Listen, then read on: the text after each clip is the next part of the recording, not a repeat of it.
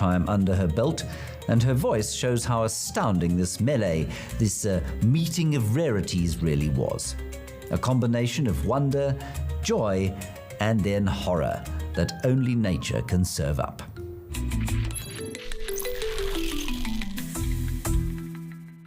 This prime specimen of humanity picked that as this week's number one sighting, and with it comes a 2,000 Rand gift voucher from Rugged Wear. Well, I thought that was a superb ride through the wild week that was. I hope you enjoyed it as much as I did. Until next week, here is your weekly dose of wilderness wisdom. This time it comes from Percy Shelley.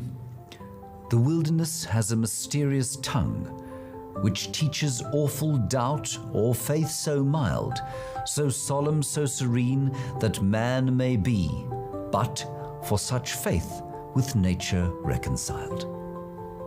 Good night.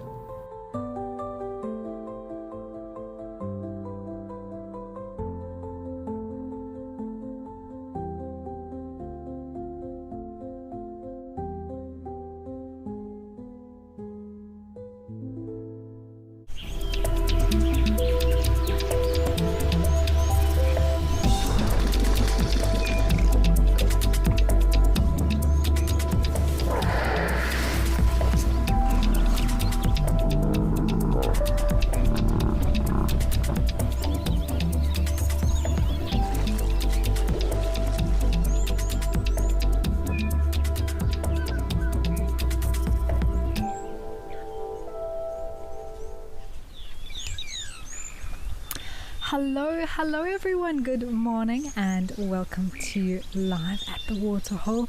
Here we are at Waldonio, and look who is here to say hello. We have none other than Mr. One Ton himself there on the right, and another friend that is joining him.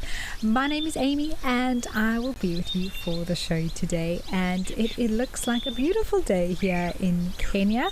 I'm excited to chat to all of you, so please do say hello. You can send through any comments and questions that you have. I'd love to hear from you. Let me know what drinks or snacks that you have with you for the show today. I have some peach iced tea with me at the moment, much needed with the heat that is happening where I am in the Lowveld at the moment. Otherwise, even if it is just to tell me where you're watching from. And as we go through the show, I'm sure there'll be some interesting things for us to chat about and discuss.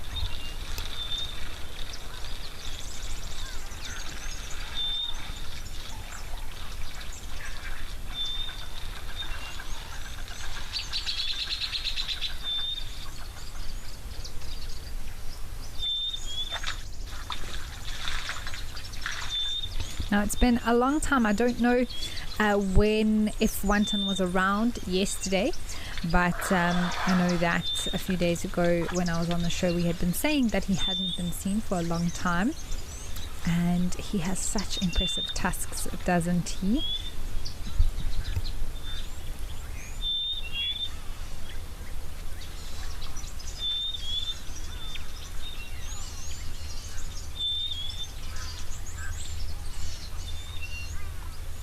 Okay, so apparently he was around, but he wasn't on during the show. So it's the first time we're putting him on live at this time for quite a while now.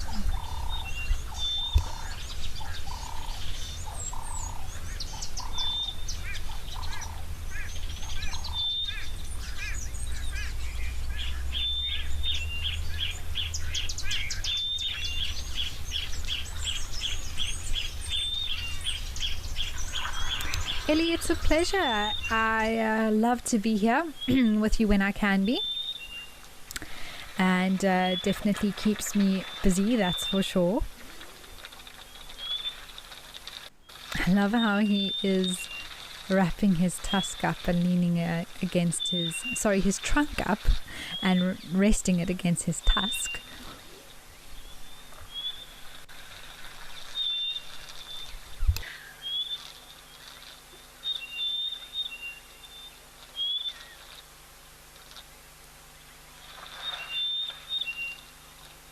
Stephen, hello again. Lovely to have you with us for the show.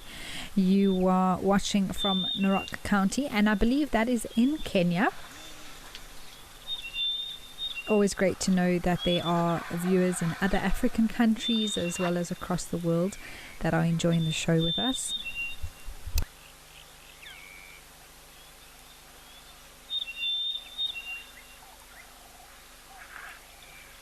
One ton is the name Ansi, not one tusk. Of course, he still has very much both tusks there, but 1 ton.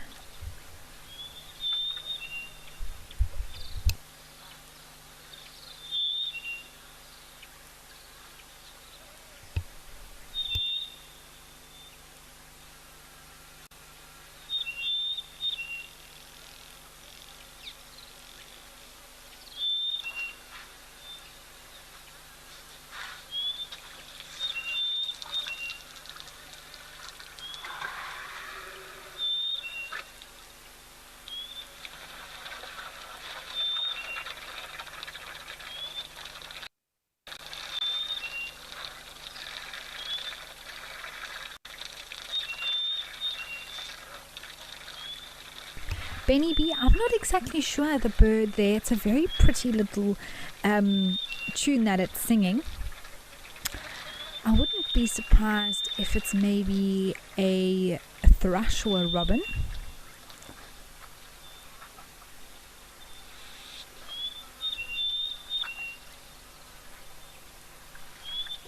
Catherine, hello. You say you've got some chai for a cold winter's day. I can't even imagine a cold winter day. Here today we've got around reaching about 35 degrees, but I still enjoy my coffee. Today, actually on drive, David and Kerry were saying this morning up in Kenya how they've been enjoying the chai, that tea in Kenya, and how strong it is. And so it reminds me of that now that we actually at Kenya, at Oldonyo, here for the show.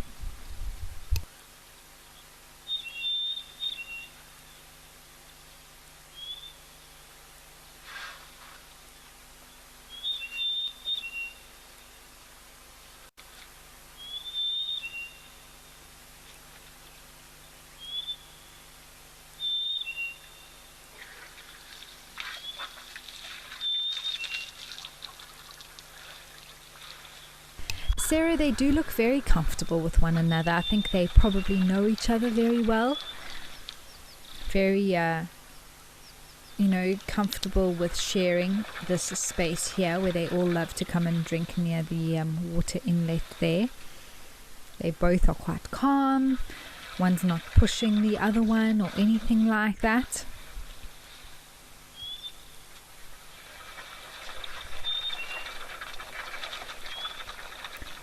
Malika, you saying that they've been sharing for at least 30 minutes.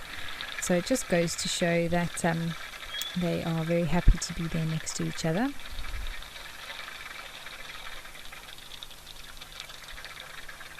Sue, it's a great question. I think we do know, or there is an estimate. I'm just going to have to double check for you exactly what that estimate is, because he has been sort of kept track of for a very long time, but I would think he's maybe close to 50 or so, but that is just based on what he looks like and the fact that those tusks are so long.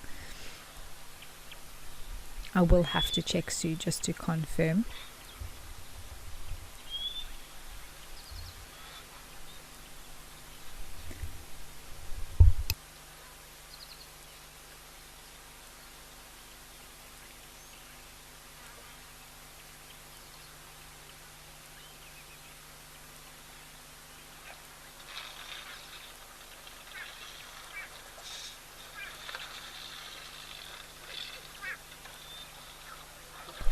Alright everybody, let's head over to Moela.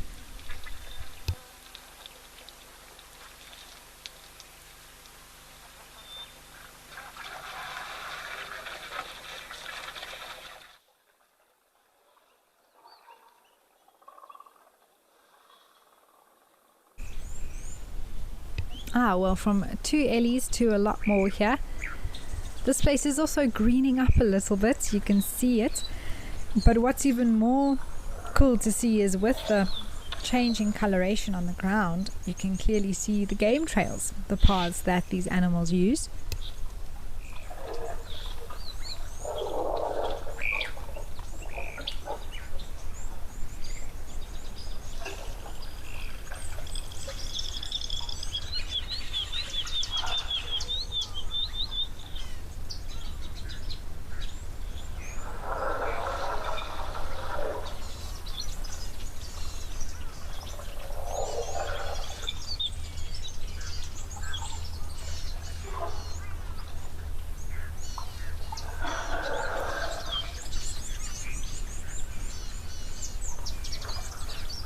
Roger, that's exactly what I think will likely be the case with the rains coming through and there being pans and other areas of this big open area that will fill up with the natural water, not just the small pumped sections. We will see less aggregations of these animals. I mean, there's even much less zebra around than before, and because of the supply of resources being more spread now, I do think that there will be less activity in specific spots. I mean, animals will still come, but they will be more dispersed, I would say. We'll have to wait to see exactly how it plays out, but that is how it generally happens in areas where there is a clear wet and dry season.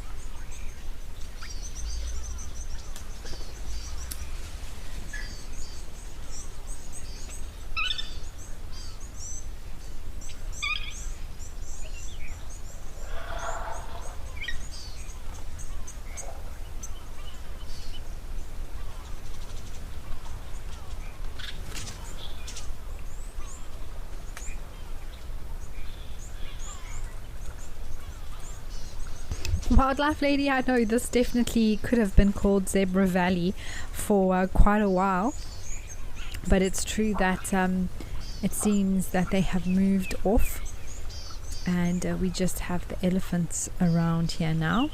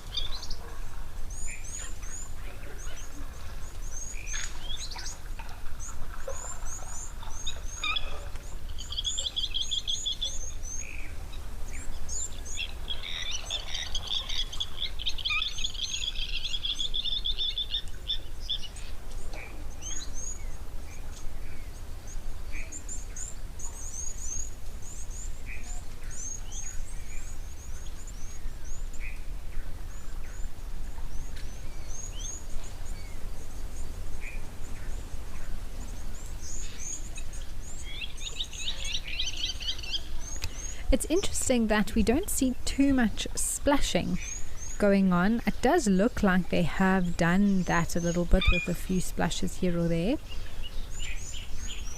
But I'm hoping that in the show today we have some pool parties, maybe, at one or two of the water holes where the Ellies like to come and have a swim. I would definitely be planning a pool party if I could. Oh, it looks like an egret just came to land.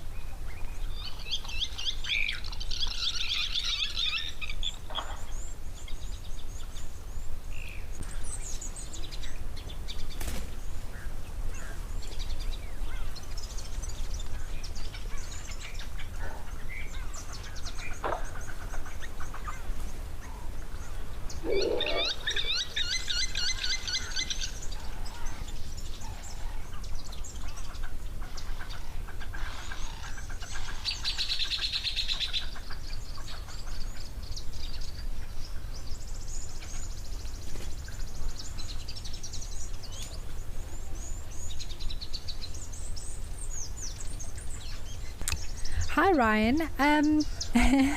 I guess my answer to that question is I hope so. I would love to have the opportunity to visit East Africa.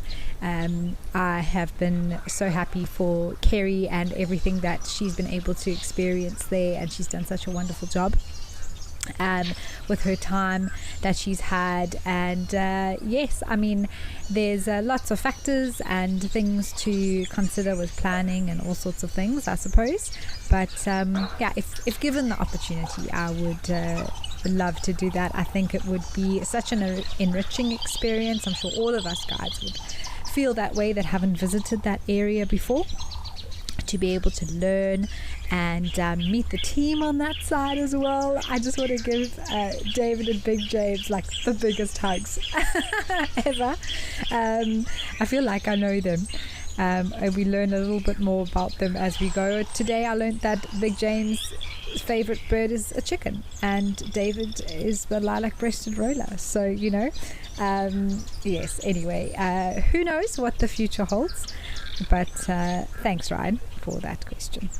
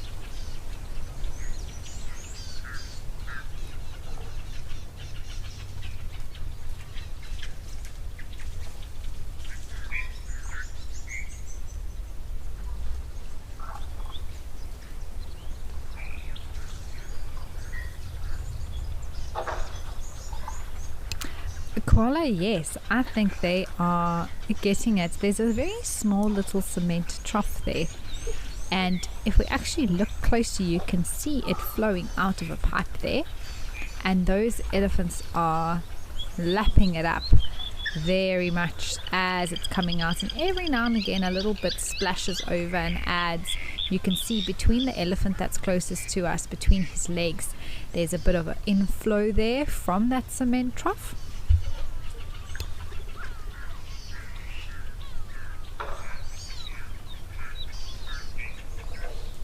Oh, those ones definitely had a bit of a, not a complete swim, but a splash, cooling off.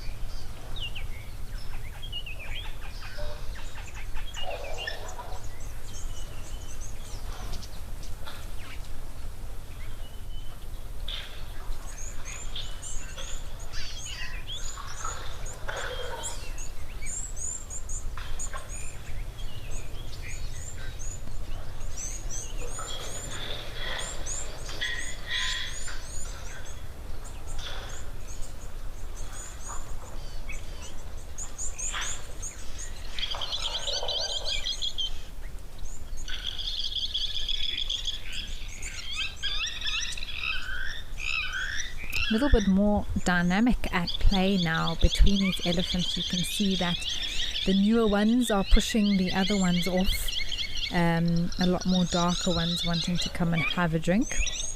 Not that it's aggressive in any way, but there's a lot of respect and just, okay, I'll move sort of thing, it seems.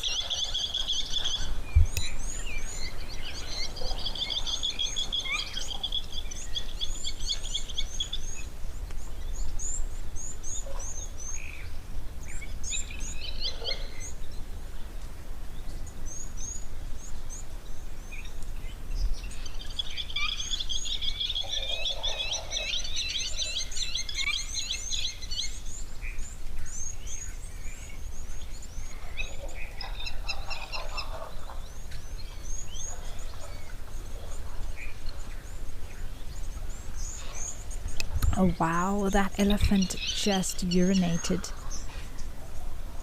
I mean, that's pretty impressive. It's really foamy. A lot of, I suppose, a lot of aeration that occurs when it falls, when it comes down. But elephant urine is extremely acidic and very, very strong. For those of you who have visited parks where you have tar roads, like in the Kruger, it's amazing how the elephant urine actually stains the tar, seemingly forever. Even the rain comes and it's still, if it sits and really bakes into the tar, it is stained permanently.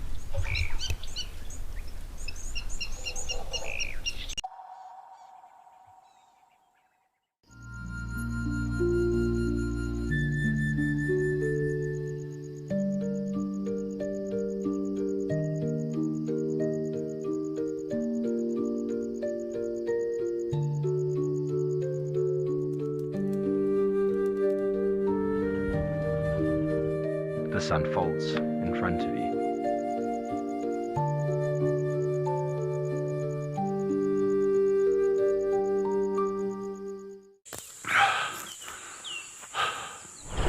What does it take to handle the wild?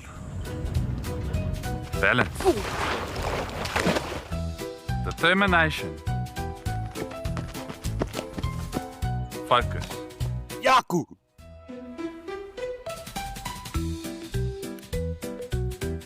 And gear that can take a beating so you don't have to.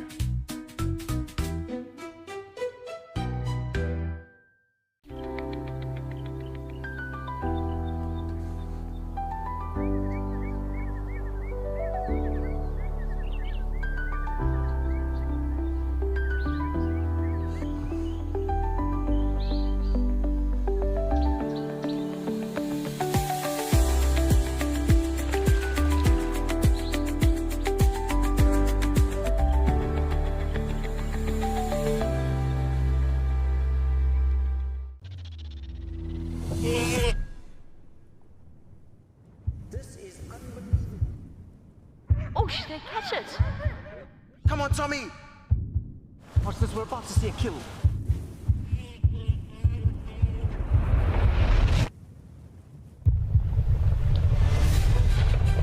You can see how close he is from where I am.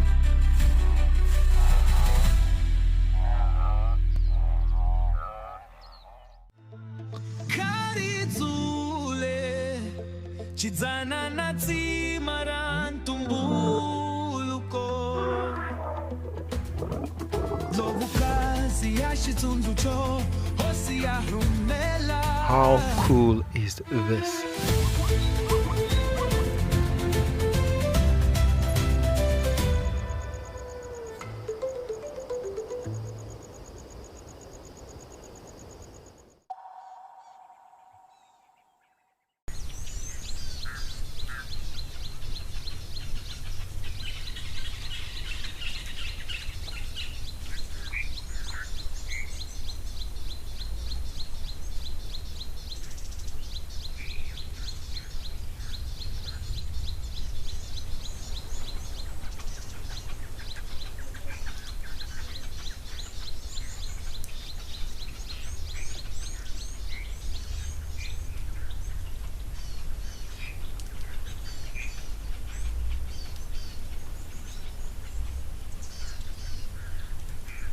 And so those are the banks that not only common bee eaters, but bee eaters in general will have holes in banks like this along water courses, and it's the perfect spot for them and the type of nesting that they do.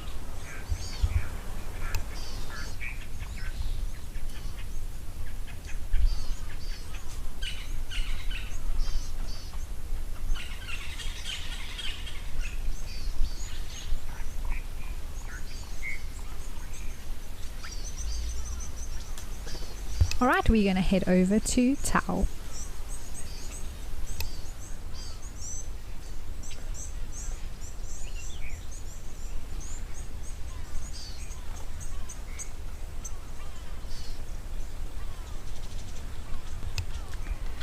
Well, I'm always excited to arrive here because you never know quite what might be in store. Look at all these wonderful birds. We've got from left to right white-faced whistling ducks over there.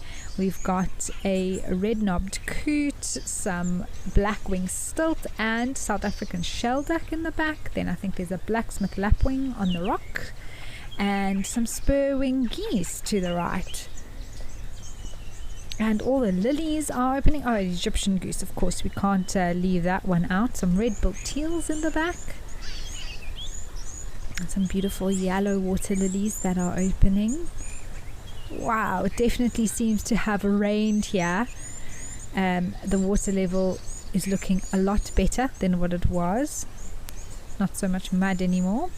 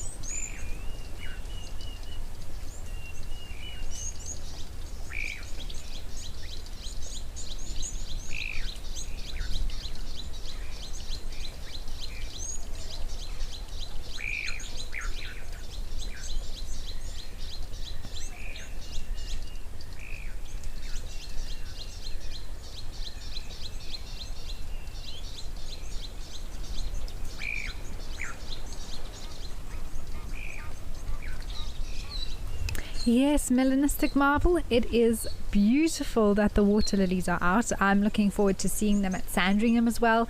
Earlier this year we had such beautiful pale purple ones that were around.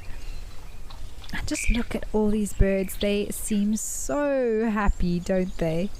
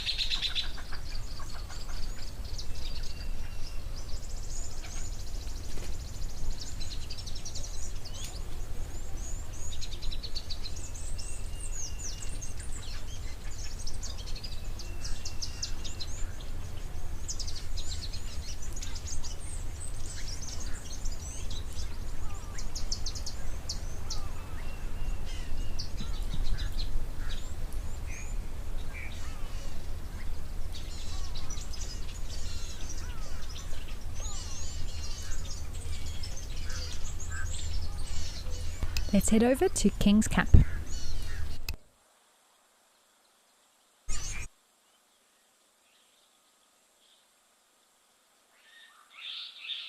Oh, lovely. This is always a treat to have a heron like this. It looks like it might be on the hunt, everybody. Let's see if we can watch it catch something.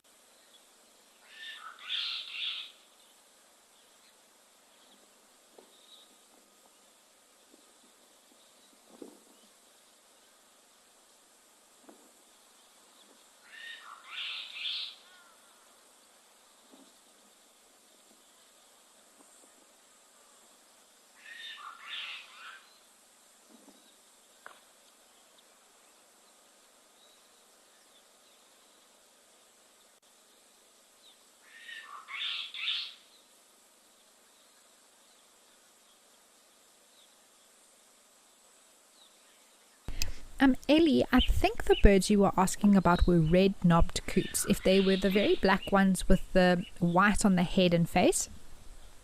But if they were just the darker bird with the white face, then the white-faced whistling ducks. Otherwise, the black was the red-knobbed coot.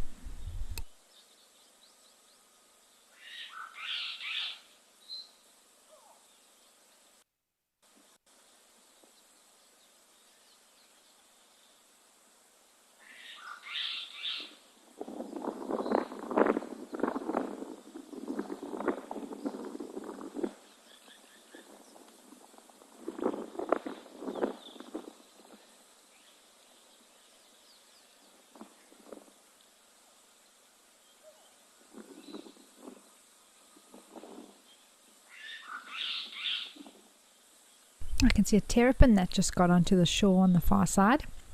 Probably going to do some sunbathing.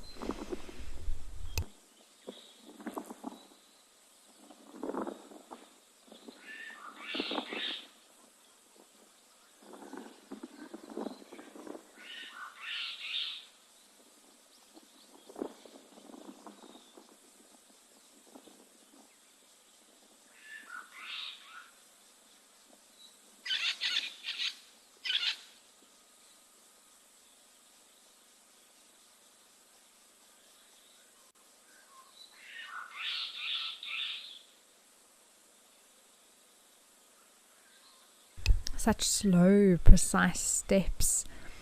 You can see how it's adjusting its head, looking into the water.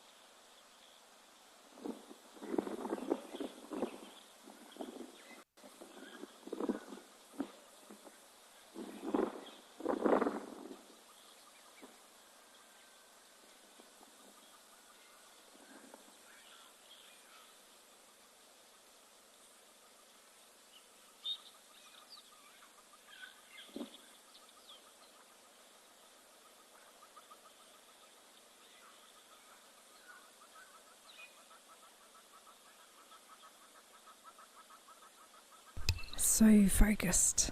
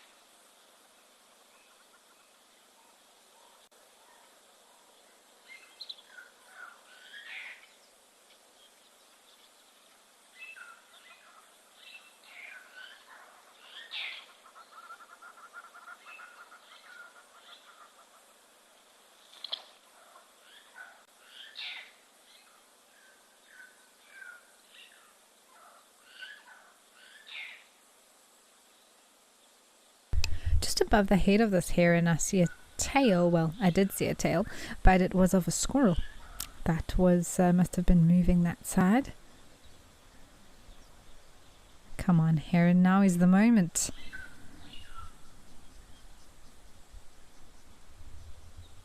Yeah, Penelope, it is a beautiful screenshot, isn't it?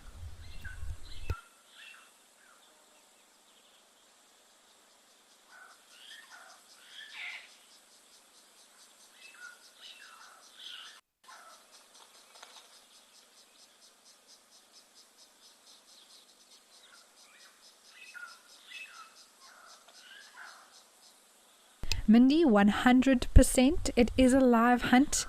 We are witnessing it. There's the squirrel sitting on top of that rock there now, just above this heron. It's in the background, but we'll keep focus on the heron because this is gorgeous. And what a moment. Now is the perfect time for this heron to catch something.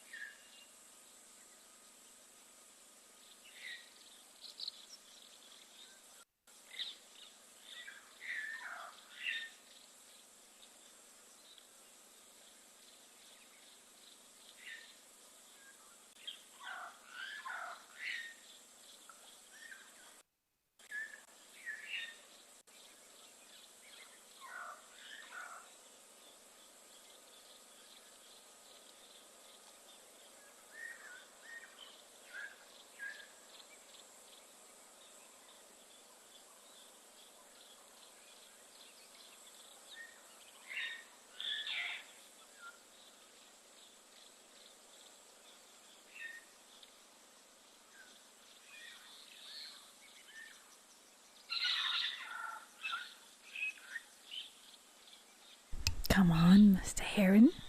What I have noticed is with these grey-headed herons now, because we're heading into breeding time. Oh, I thought it had something. We're getting very bright bills and bright legs again.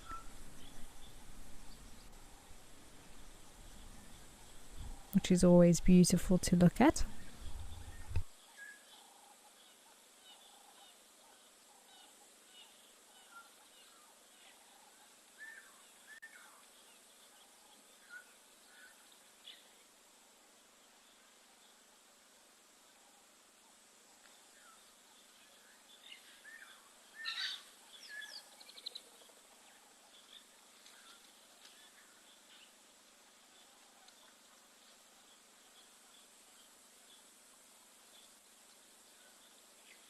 Oh, quite a lot of movement now. Yes, Mindy, the stealth is amazing.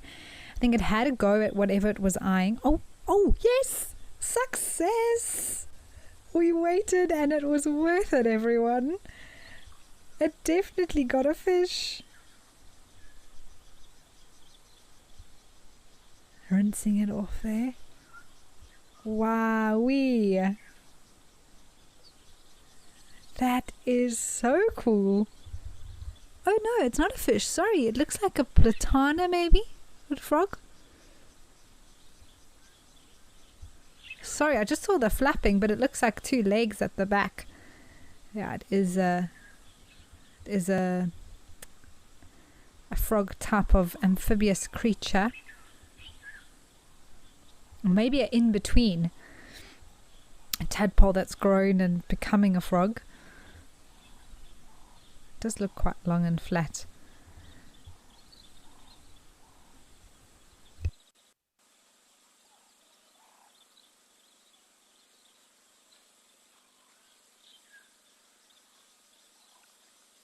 Yeah, definitely a frog of some sort.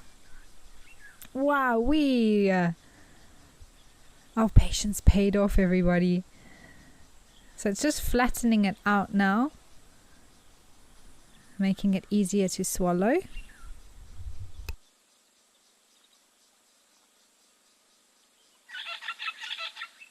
can see it is still alive, so it's rinsing it off and then I think hoping that the flicking around will eventually kill it.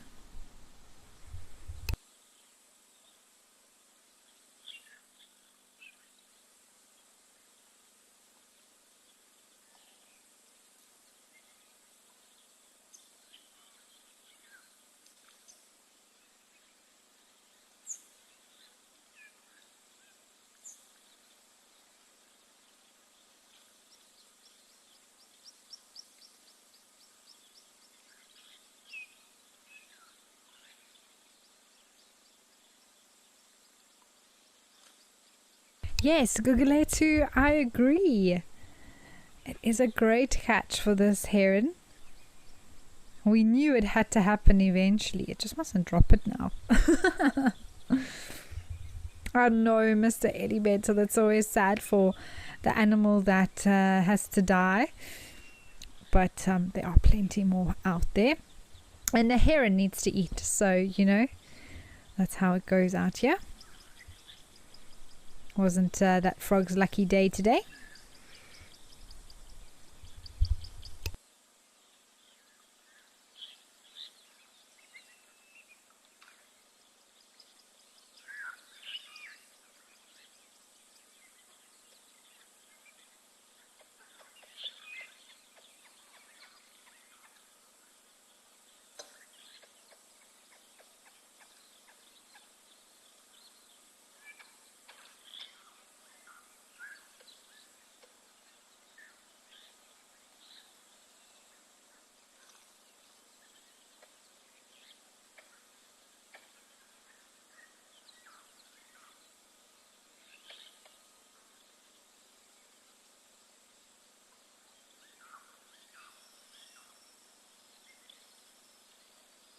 And it's done.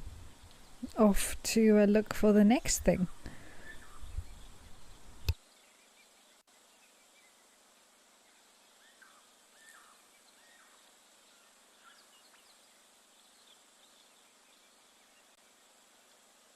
Okay, we're going to head back over now to Moela.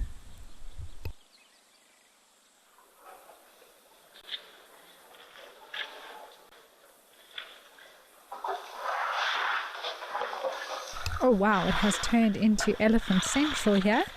Ooh. Some Eddie's wanting a little bit of space.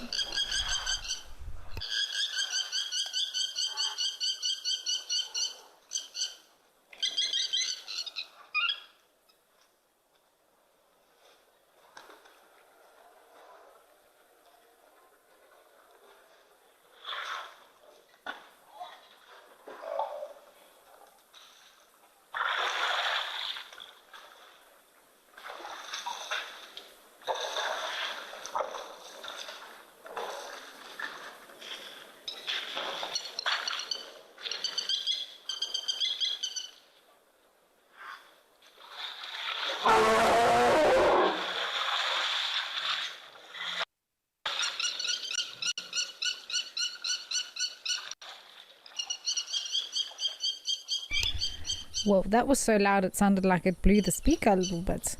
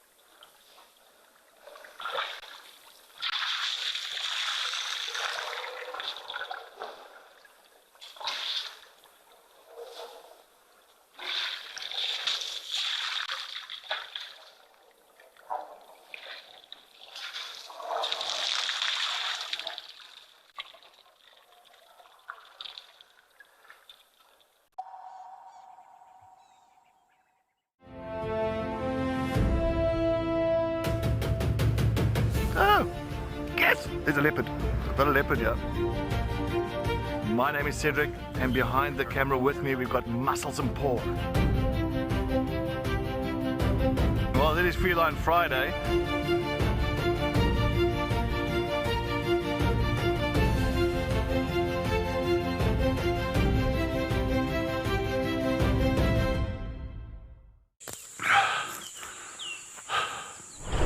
What does it take to handle the wild? Balance. Determination. Focus. Yaku!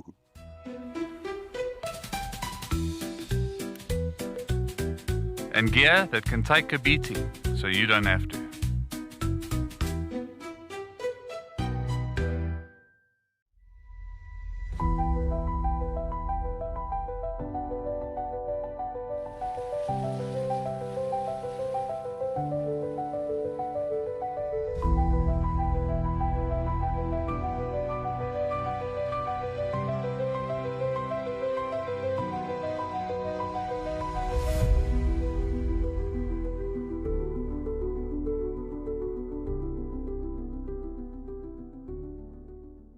And that's it for this morning's drive.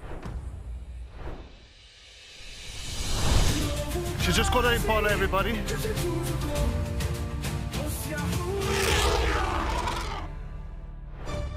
and we're going to be heading out and seeing what animals we can find.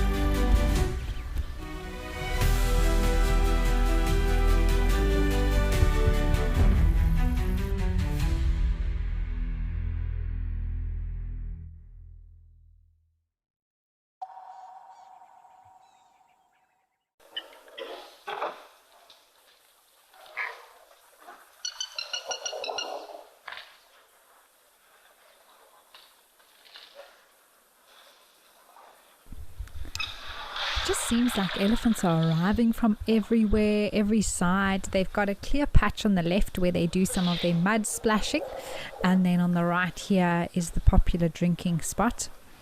I wonder if there's communication around the cycle or the order in which these elephants get to have water.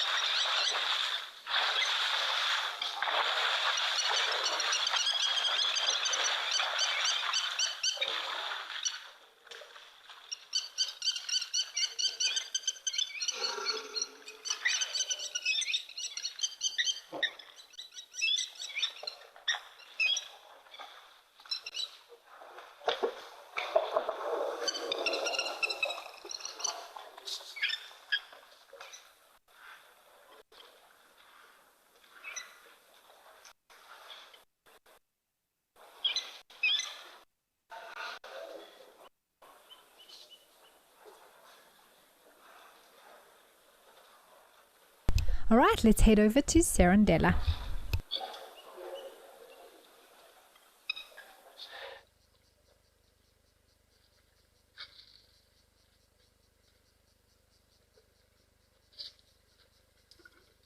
Well, I did think maybe this would be one of the places where we get to see some elephants come to the water, and my goodness, what a view we have of this boy here. Ooh, close up. Careful everyone, get out your raincoats.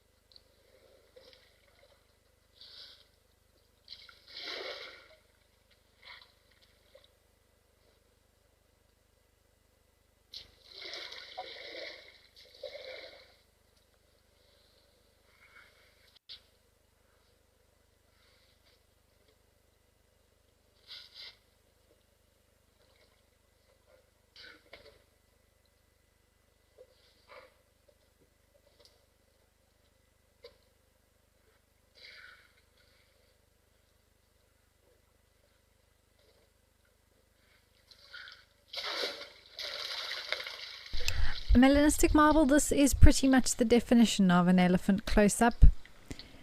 It It's great. I mean, you can't ask for more, really. In this case, looking at the back side of one.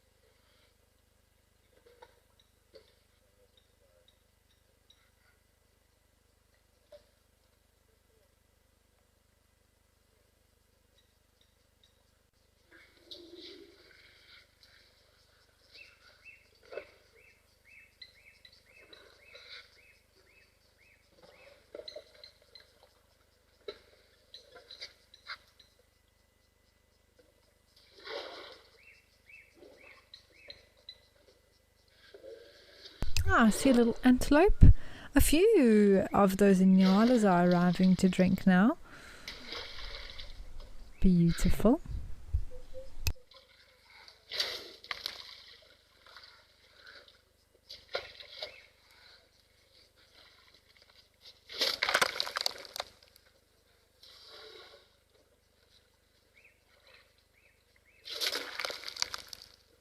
Oh my goodness. Hello, sir. Is that a hippo as well? Oh gosh.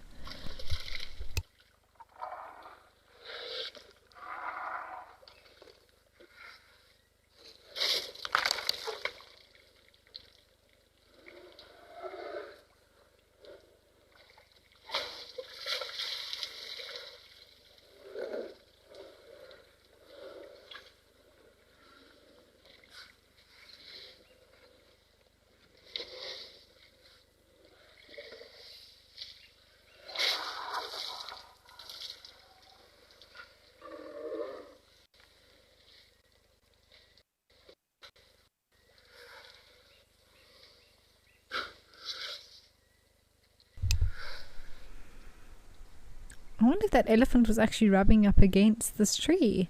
Must have been. It must have been. Whoopsie.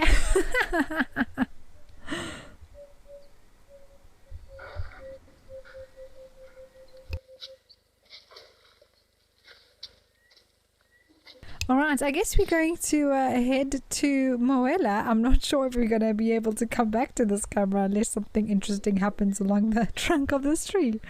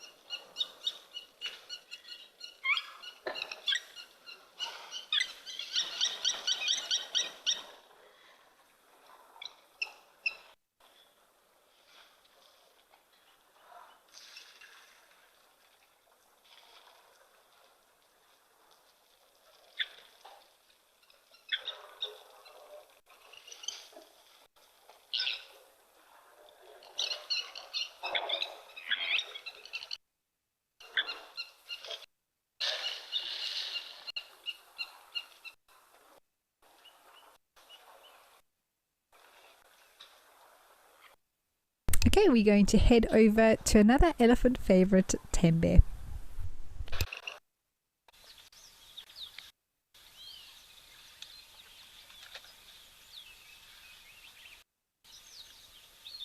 Ah, well, indeed, elephant favorite. That one is nice and wet, going to probably throw some sand on himself. There we go.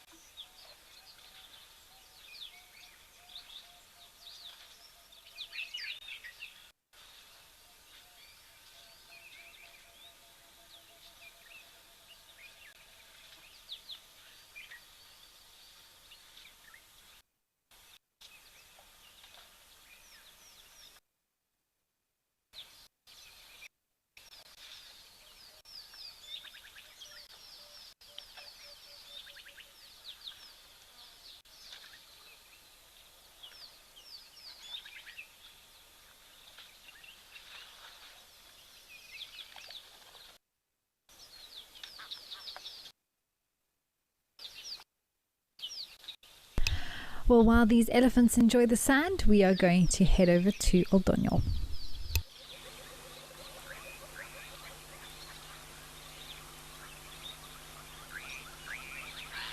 Ah, a giraffe is drinking. That's nice. It's been a while since we've seen a giraffe. There's also a few oxpeckers and lots of birds flying around. My goodness. Probably maybe swallows or swifts even.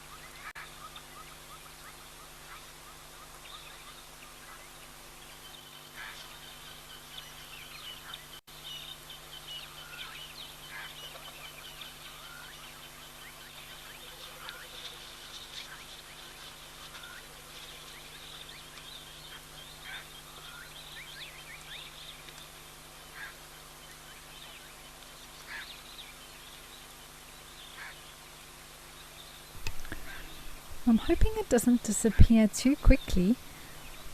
Oh, time for a bathroom break.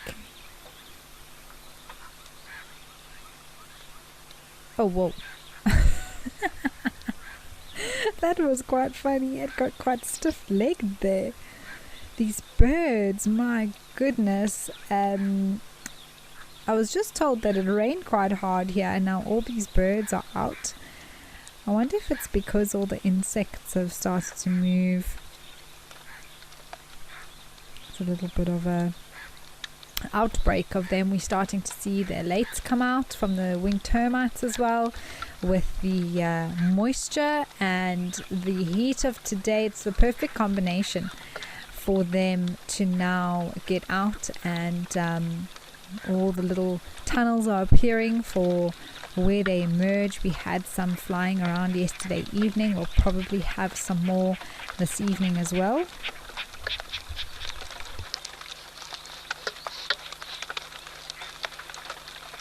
Ah, here comes the rain once again. Wonder how long the birds are going to stay for. You can hear those big drops. It's that typical sort of, I like to call it summer rain, where you know it's warm outside, but you've got these big drops that fall from these passing clouds.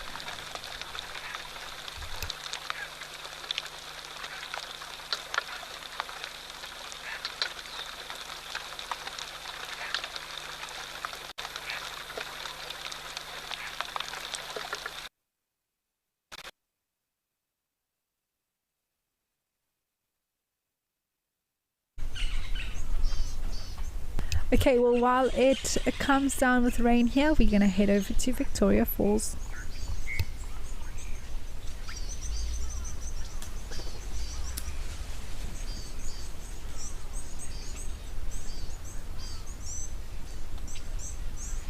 Oh, it looks like there are some vultures in the tree.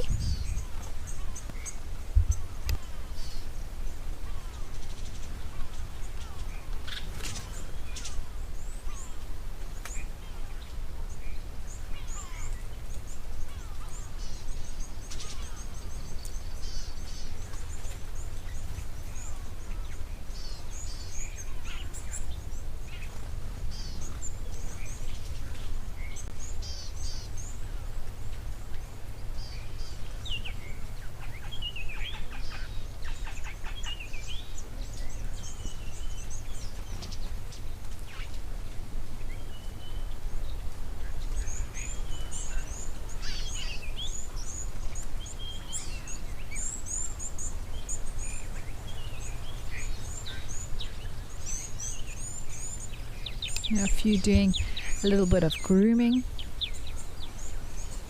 Some that seems to be resting entirely. I'm not sure what the one on the right is doing there with its head down.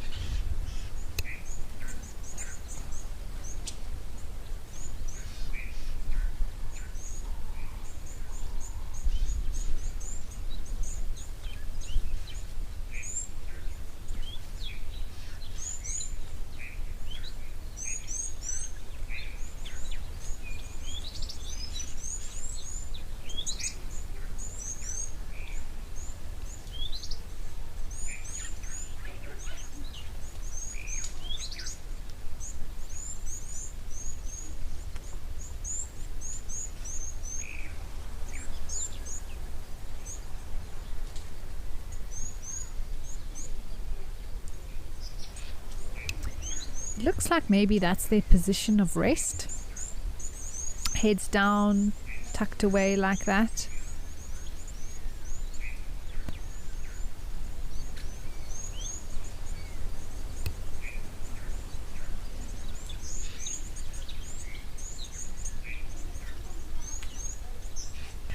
So I would say, based on what we've seen here at Victoria Falls, is that the white-backed vulture is here in the highest numbers, as well as the hooded, but still more white-backed than hooded, I would say. And then on occasion we've seen white-headed, and I haven't seen lappet-faced, but I do think they have been recorded. But I would say white-backed is by far the most common.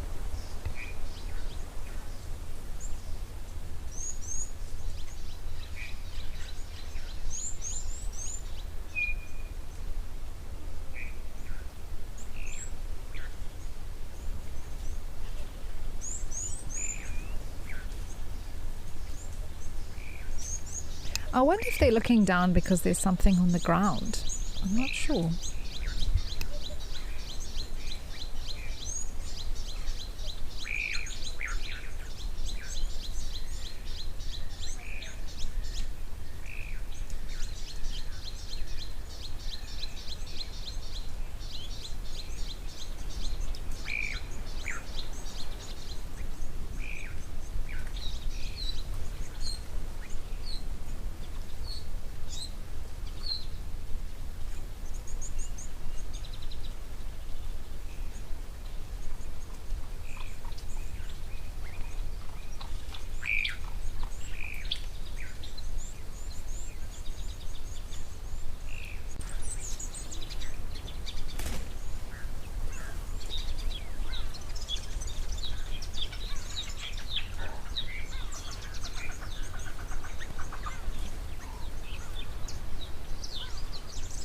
Yeah, Mr. Ellie, I think maybe that is the case, because I've seen vultures resting, I've seen them roosting and how they position themselves, but it seems like it's far too common for them all to be lowering their heads specifically in that direction. So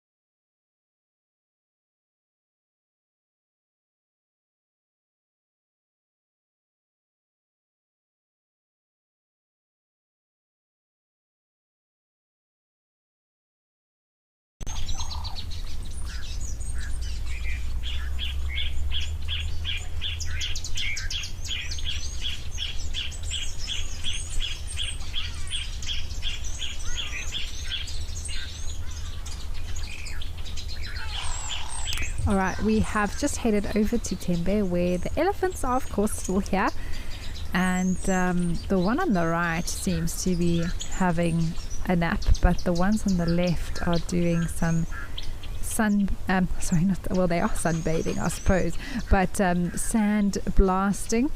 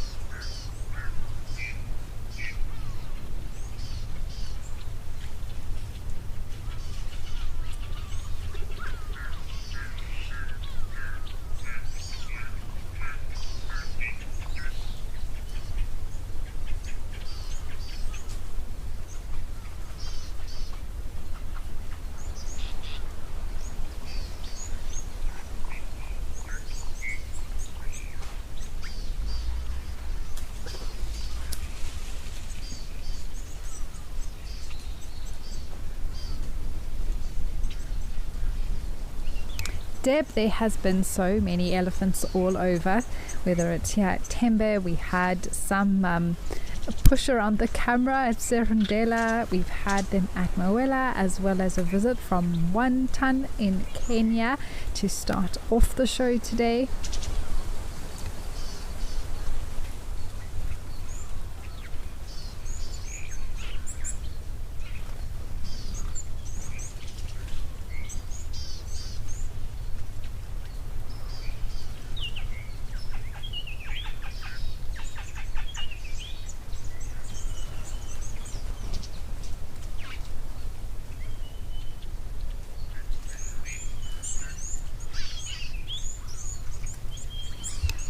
Okay, let's send you over to Tao.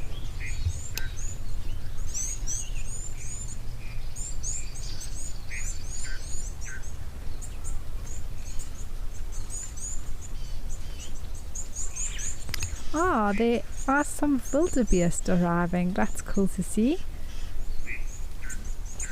I was wondering if we were going to see any animals come for a drink today. Here.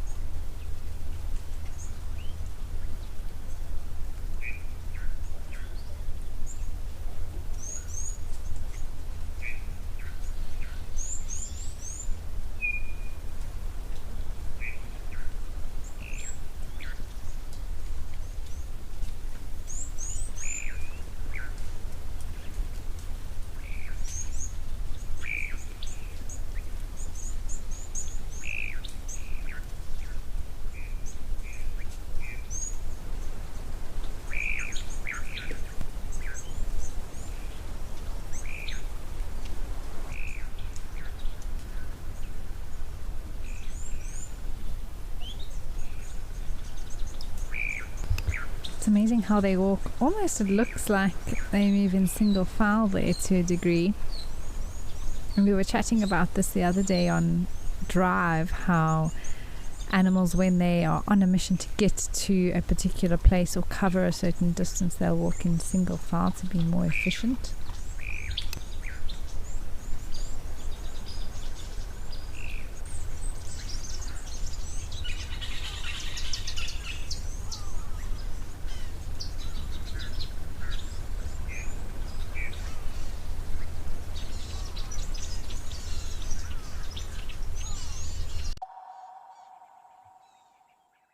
I'm Ralph, and I'm taking you to Sibuya Game Reserve, which is one of the only game reserves in southern Africa accessed only by boat. We'll stay at the luxury forest camp overlooking the Kariga River with an abundance of bird life and animals grazing on the opposite bank. Luxury tented suites set in a riverine forest offers the perfect place for privacy and comfort. Join me on Sibuya and let's experience it together.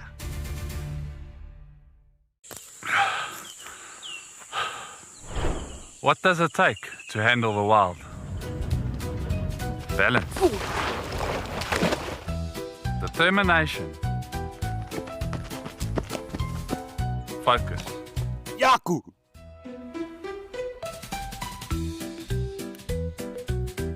And gear that can take a beating so you don't have to.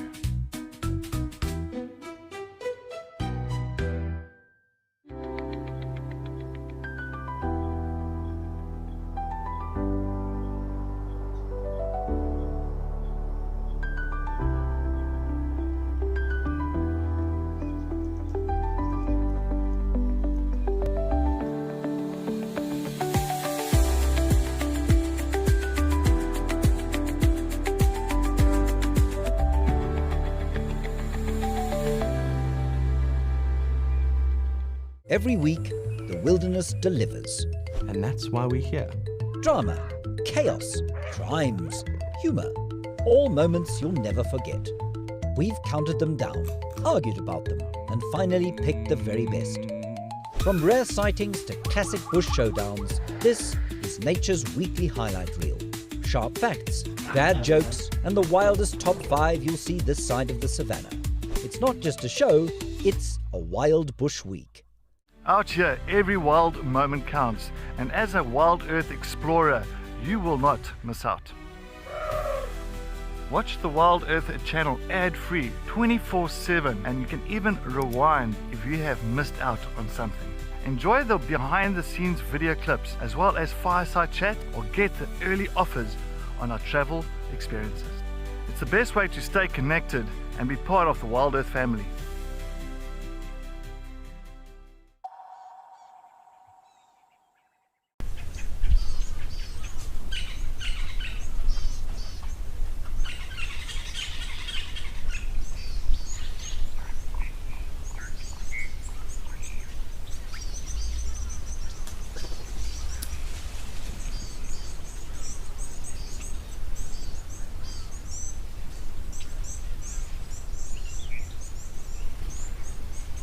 Alright, let's head over to Cat Eye.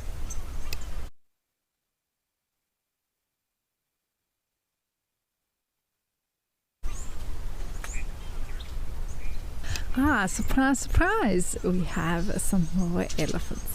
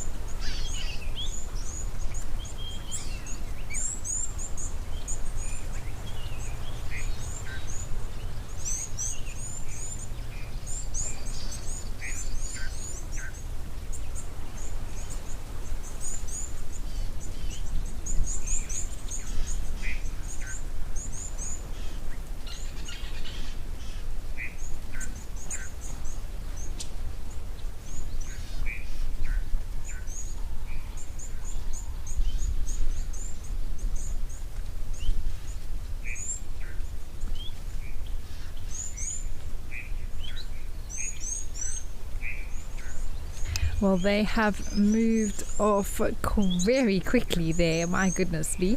We're going to head to Victoria Falls.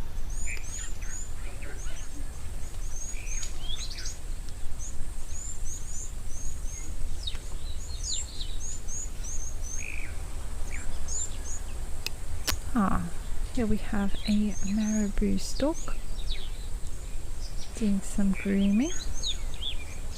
Preening, should I say.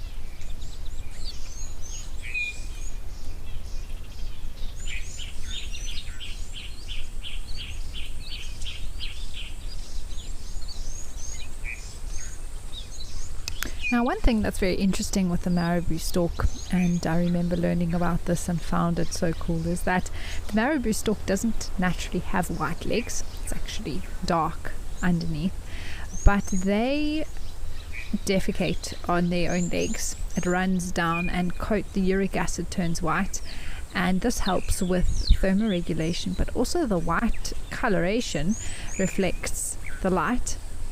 And when they walk in the water, you see that actually rub off, and they've got like leggings on, which is quite cool to see.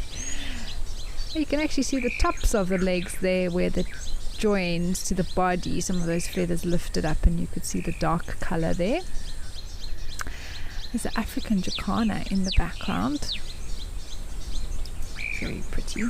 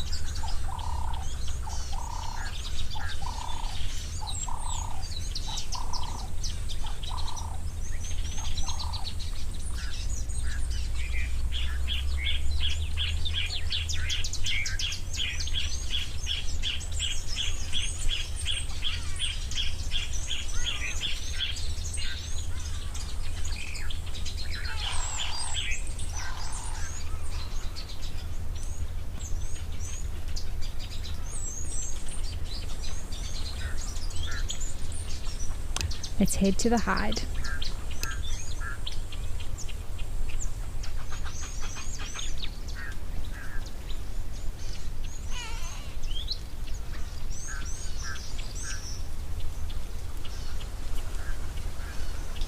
Ah, our favorite friends.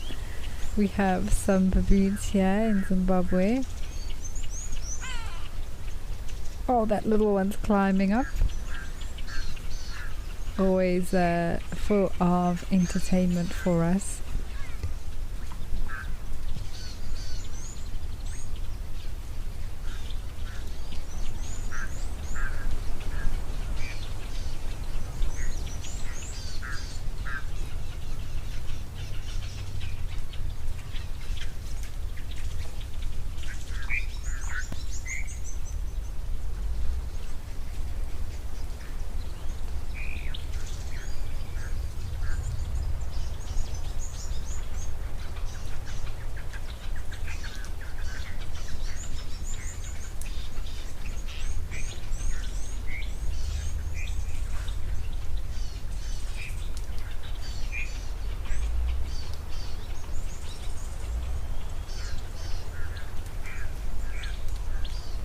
I feel like that little one is either going to come short on that stick or it's going to pull off some very oh wow, that looks like a lot of fun actually.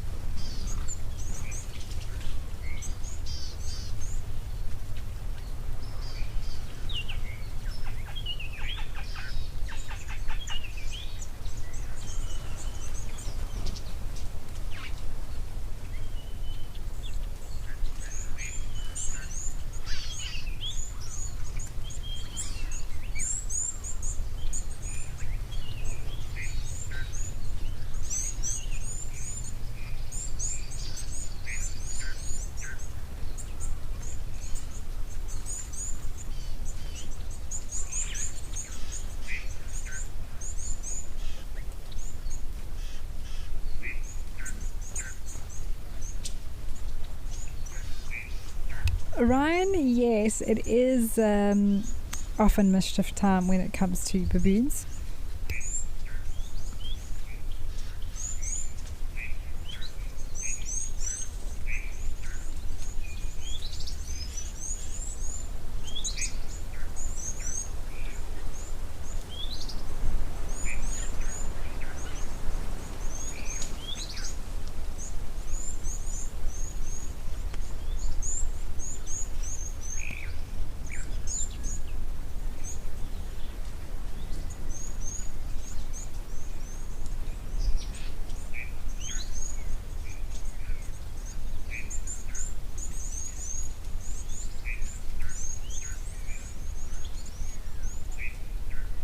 Deb, I must agree with you. I don't think that they are going to be smelling too great, and a swim could do them very well.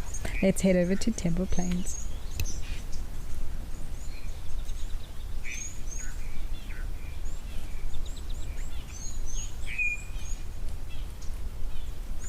Ah, well, from one set of baboons to another.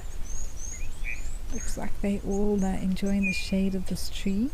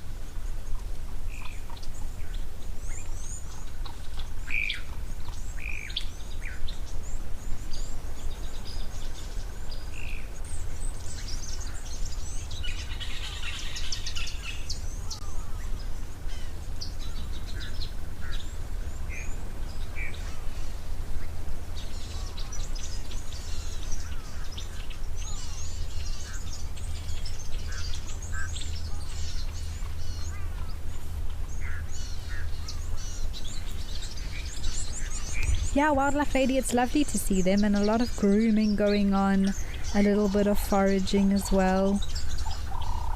I think just enjoying some shade, really. It looks like it's also a very warm day here at Temple Plains.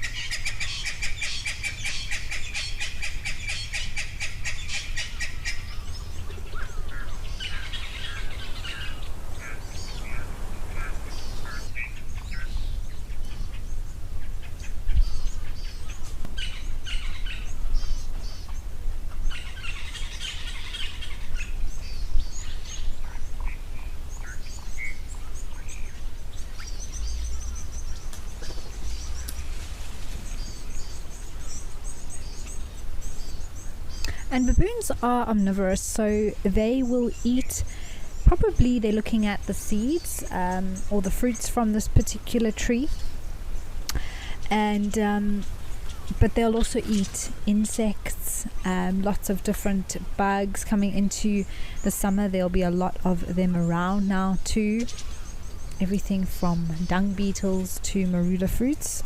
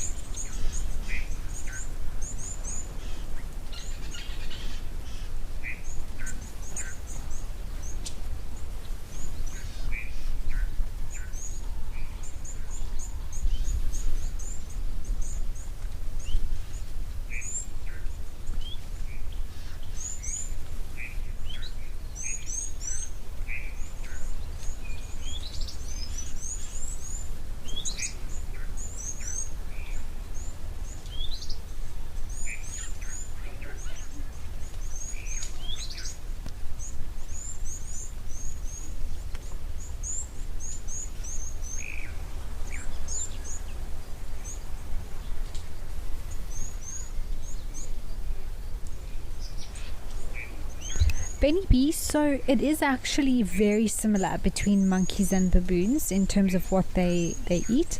The diets are very much I would say the same, barring that baboons can take larger prey, whereas monkeys not really looking at being able to take, let's say, a baby antelope or something like that, which baboons have been recorded to do.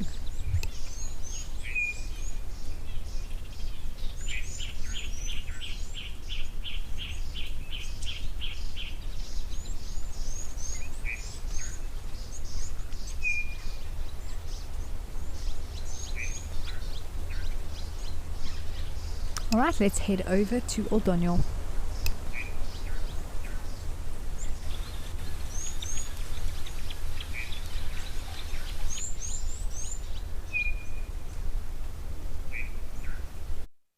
Oh, lovely! Another giraffe.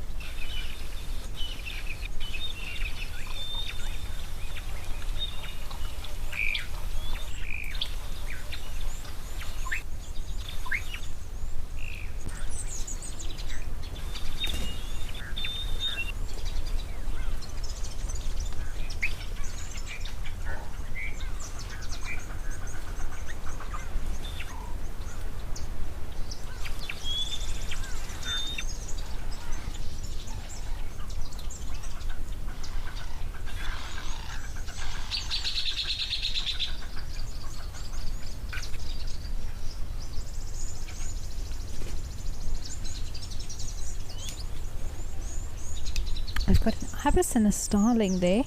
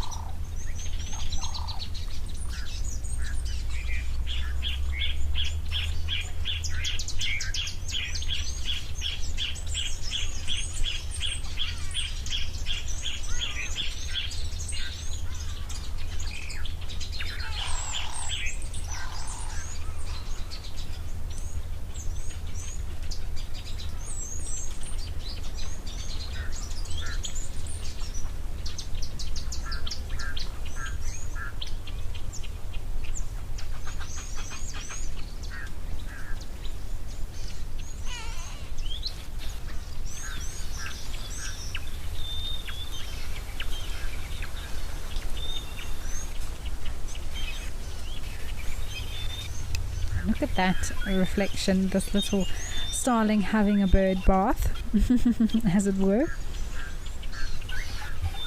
I'm sure as it does more and more of this, they do tend to get a little bit scraggly as their feathers get wet.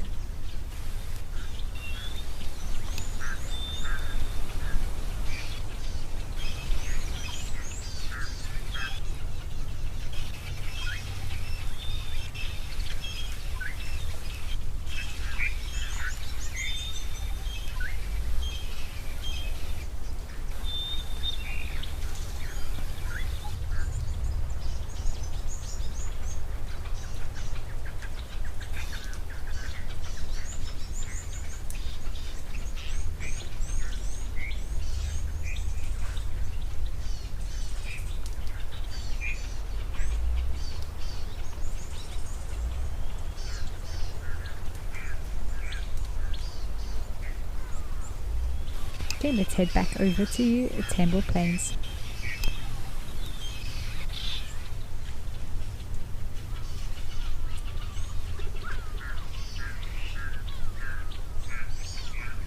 Ah, well, the baboons are still babooning. Oh, there's a very little one there at the base of that tree.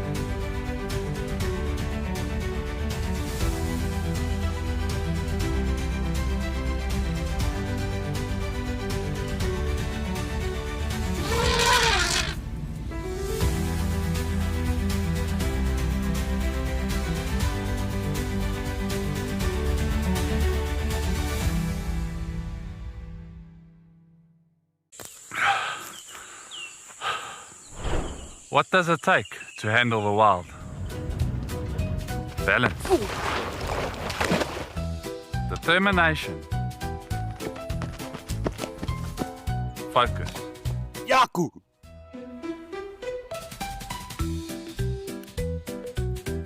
And gear that can take a beating so you don't have to.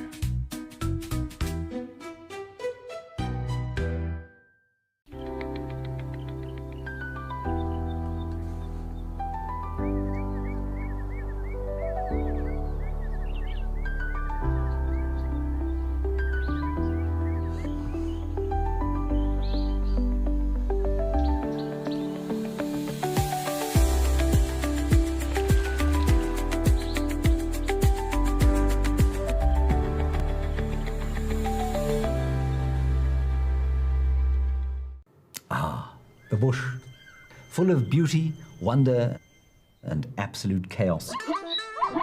And now, All that madness has its own show. It's called a Wild Bush Week. The countdown of the most outrageous, heart-stopping and sometimes downright ridiculous wildlife moments of the week. Lions throwing their weight around. Hyenas gate-crashing the buffet. Leopards doing, well, leopardy things. Each week, it's a fresh reel of safari gold. A mix of drama, She's just got an impala, everybody.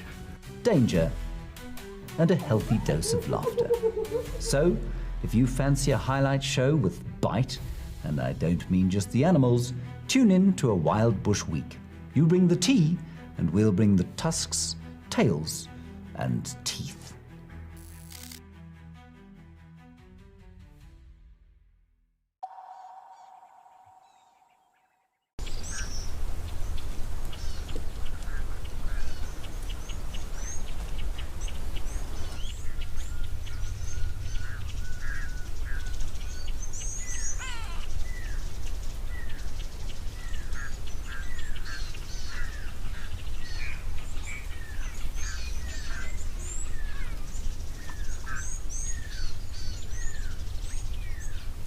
Right, we're going to leave these baboons and head back over to Victoria Falls.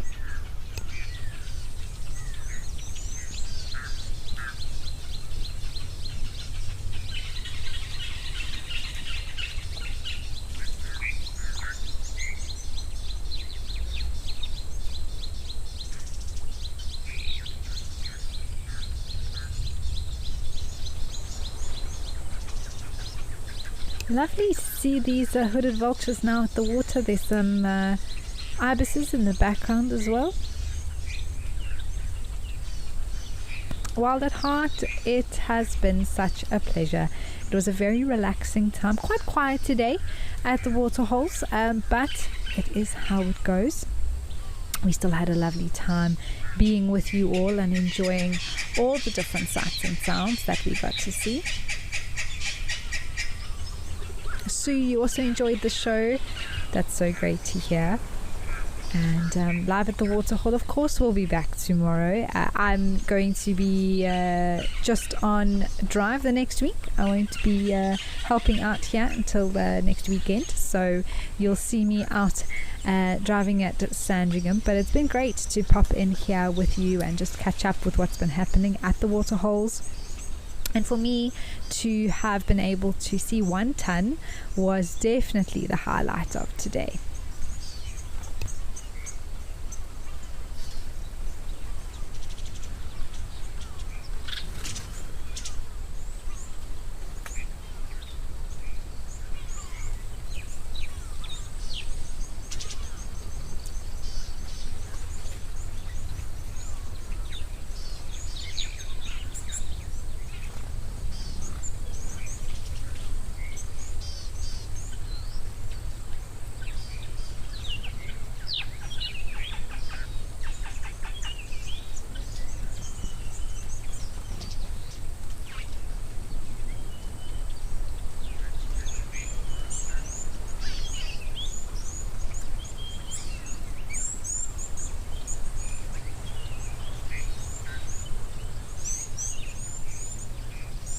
It's a pleasure, Miss Daily Mental. It was great to be here with you.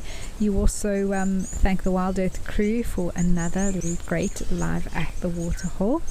It's true, it takes a whole team to make the show happen, and we also thank Africam for the use of all their wonderful cameras in all of these great locations that get to add so much to the show. We've had so many additions as well, being able to explore new places.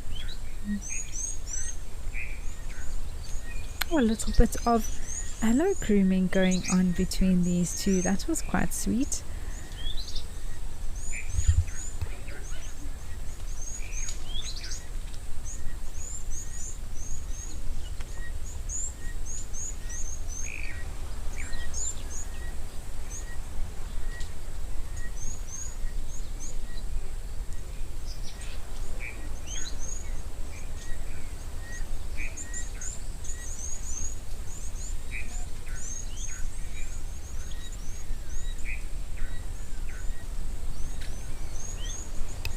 Well, everyone, it has come to the end of the show, so thank you so much for all of your comments and questions today. It is always appreciated, and I do hope you'll join us out on drive a little bit later on this afternoon. Don't forget, everything is 30 minutes later. And yes, we'll be back tomorrow. Keep well, and I'll see you later. Goodbye for now.